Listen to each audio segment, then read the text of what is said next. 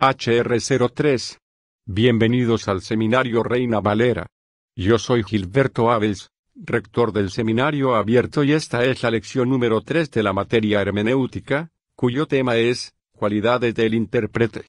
Pedimos la bendición de Dios sobre el entendimiento de las Escrituras. Empecemos. La hermenéutica, por M. S. Terry. Introducción. La hermenéutica es la ciencia de la interpretación. Dicho nombre se aplica, generalmente, a la explicación de documentos escritos y, por este motivo, puede definirse más particularmente a la hermenéutica como la ciencia de interpretación del lenguaje de los autores. Esta ciencia da por sentado el hecho de que existen diversas modalidades de pensamiento, así como ambigüedades de expresión, y tiene por oficio hacer desaparecer las probables diferencias que puedan existir entre un escritor y sus lectores, de modo que éstos puedan comprender con exactitud a aquel. La hermenéutica bíblica, o sagrada, es la ciencia de interpretación del Antiguo y Nuevo Testamentos. Siendo que estos dos documentos difieren en forma, lenguaje y condiciones históricas, muchos escritores han considerado preferible tratar por separado la hermenéutica de cada uno de ellos. Y siendo el Nuevo Testamento la revelación más plena, así como la más moderna, su interpretación ha recibido mayor y más frecuente atención. Pero es asunto discutible si ese tratamiento separado de los dos testamentos es lo mejor. Es asunto de la mayor importancia el observar que, desde el punto de vista cristiano, el Antiguo Testamento no puede ser plenamente comprendido sin la ayuda del Nuevo. El misterio del Cristo, cosa que en otras generaciones no se hizo conocer a los hombres, fue revelado a los apóstoles y profetas del Nuevo Testamento, Efesios 3, 5, y esa revelación arroja inmensa claridad sobre muchos pasajes de las Escrituras hebreas. Por otra parte, es igualmente cierto que sin un conocimiento perfecto de las antiguas Escrituras es imposible tener una interpretación científica del Nuevo Testamento. El lenguaje mismo del Nuevo Testamento, aunque pertenece a otra familia de lenguas humanas, es notablemente hebreo. El estilo, la dicción y el espíritu de muchas partes del Testamento griego no pueden apreciarse debidamente por quienes no estén relacionados con el estilo y espíritu de los profetas hebreos. También tenemos el hecho de que abundan en el Antiguo Testamento los testimonios a Cristo, Lucas 24, 27 a 44, Juan 5, 39, Hechos 10, 43, la ilustración y el cumplimiento de los cuales solo pueden verse a la luz de la revelación cristiana. En fin, la Biblia, en su conjunto, es una unidad de hechura divina y existe el peligro de que al estudiar una parte de ella descuidando, relativamente, otra parte, caigamos en métodos equivocados de exposición. Las Santas Escrituras deben estudiarse como un conjunto, porque sus diversas partes nos fueron dadas de muchas maneras. Hebreos 1, 1, y, tomadas en conjunto, constituyen un volumen que, en una forma notable, se interpreta a sí mismo. La hermenéutica tiende a establecer los principios, métodos y reglas que son necesarios para revelar el sentido de lo que está escrito. Su objeto es dilucidar todo lo que haya de oscuro o mal definido, de manera que, mediante un proceso inteligente, todo lector pueda darse cuenta de la idea exacta del autor. La necesidad de una ciencia de interpretación es cosa que se impone en vista de las diversidades mentales y espirituales de los hombres.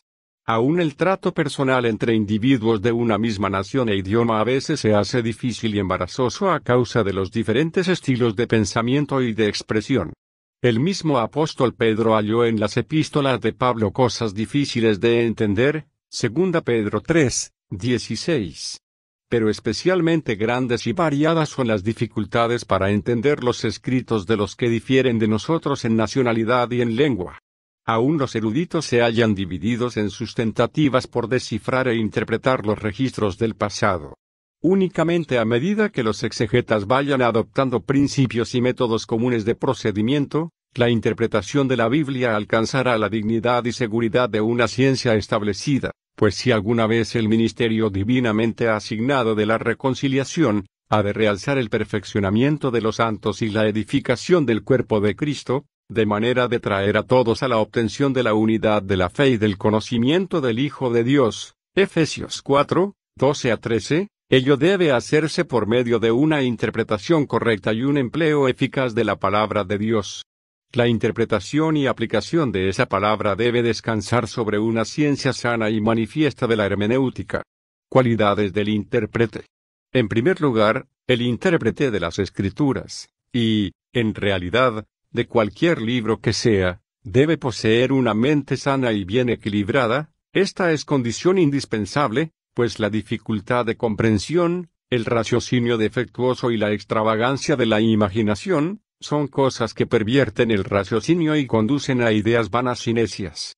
Todos esos defectos, y aun cualquiera de ellos, inutilizan al que los sufre para ser intérprete de la palabra de Dios.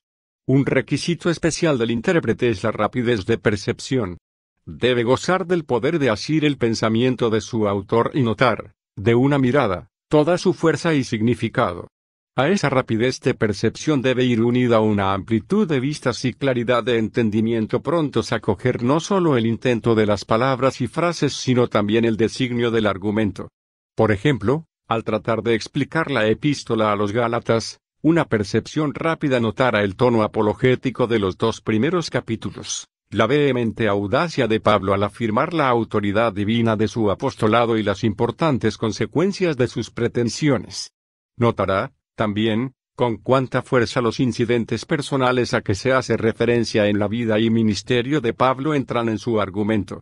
Se apreciará vivamente la apasionada apelación a los Gálatas necios, al principio del capítulo 3 y la transición natural, desde ese punto a la doctrina de la justificación. La variedad de argumento y de ilustración en los capítulos 3 y 4. Y la aplicación exhortatoria y los consejos prácticos de los 2 últimos capítulos también saltarán a la vista, y entonces, la unidad, el intento, y la derechura de toda la epístola estarán retratados ante el ojo de la mente como un todo perfecto, el que se irá apreciando más y más, a medida que se añada atención y estudio a los detalles y minucias. El intérprete debe ser capaz de percibir rápidamente lo que un pasaje no enseña, así como de abarcar su verdadera tendencia. Un intelecto vigoroso no estará desprovisto de poder imaginativo.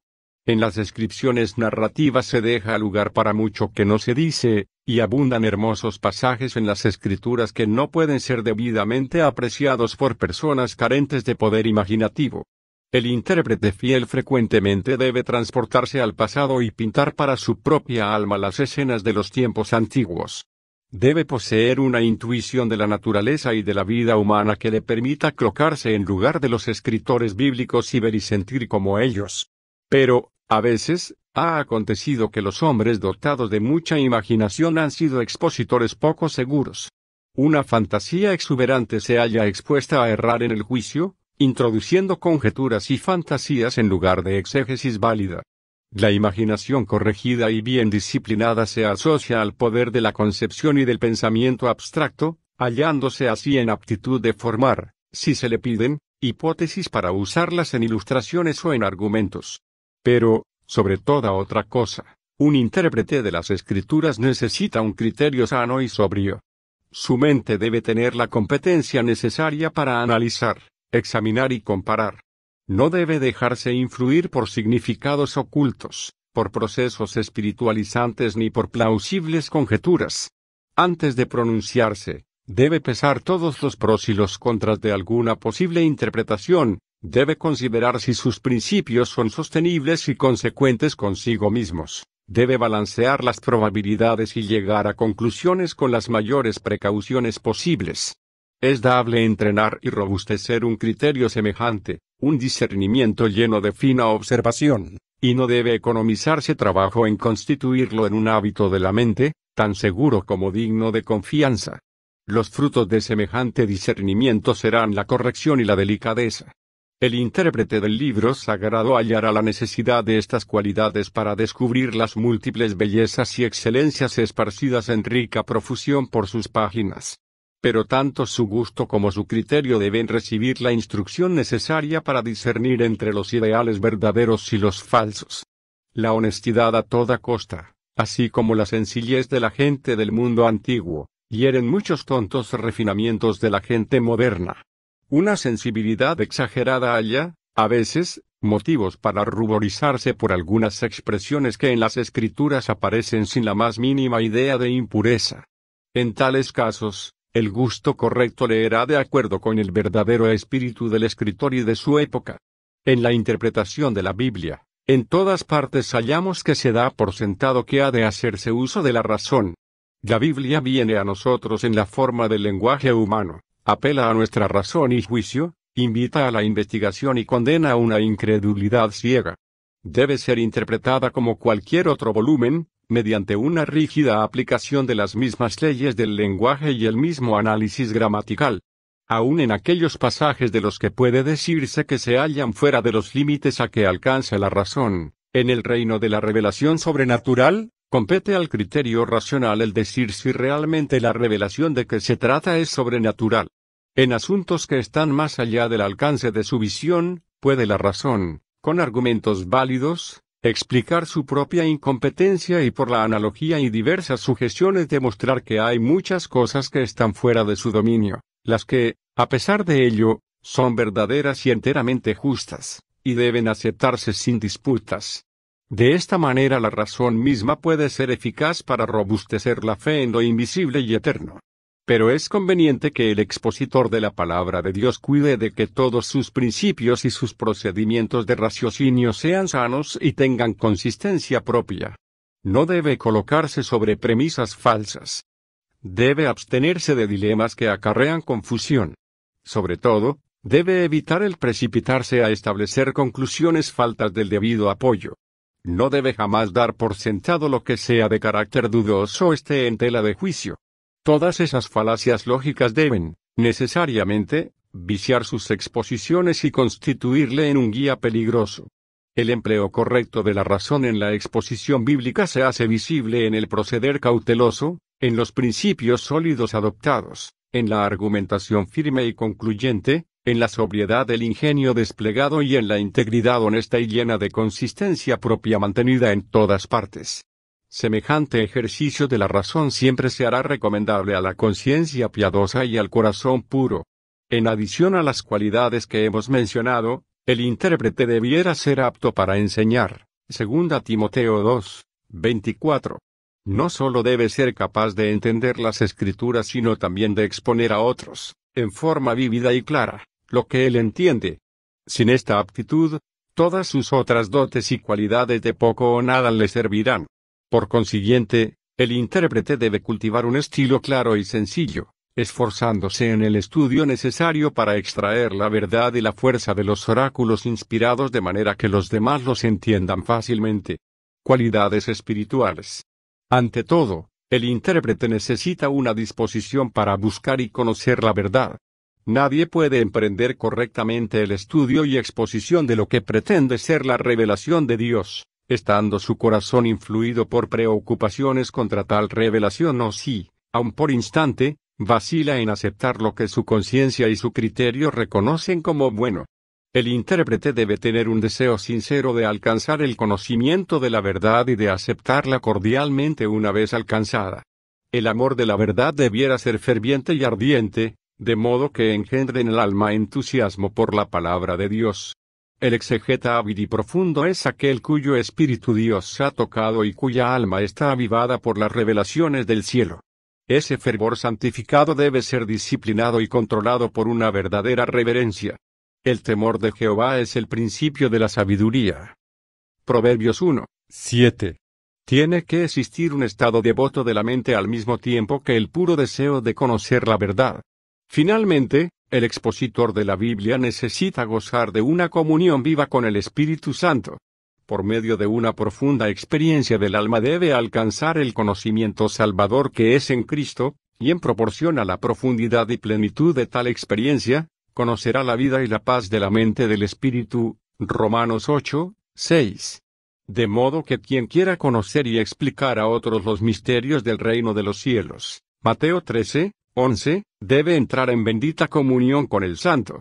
Nunca debe dejar de orar. Efesios 1, 17 y 18, que el Dios del Señor nuestro Jesucristo, el Padre de gloria le dé espíritu de sabiduría y de revelación en el pleno conocimiento de Él, alumbrados los ojos de su corazón para que sepa cuál sea la esperanza de su vocación y cuáles las riquezas de la gloria de su herencia en los santos, y cuál aquella supereminente grandeza de su poder para con nosotros, los que creemos.